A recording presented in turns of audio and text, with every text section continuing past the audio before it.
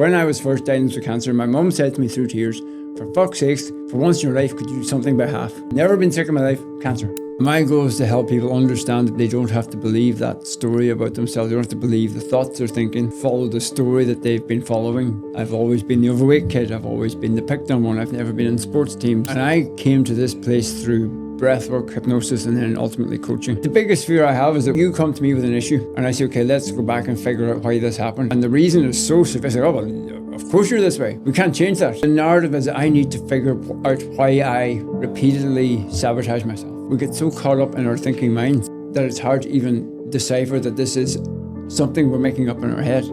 People like to attach things or feelings or thoughts to other things, potentially shift the blame. Yeah, absolutely. It may just be convenient that you have put these dots together and made this fucking puzzle piece that works for your narrative so that you okay your behaviours. Sean and his magic hypnosis fixed me. No, we didn't. You fixed you. When someone can see that what is once felt very real is an illusionary thought, once they changed, it flipped completely. And I remember saying it to Mum like not that long ago, and she was like, "That wasn't you. That did happen, but it wasn't you." I have lived with this thought that I, at 6, killed this fucking chick.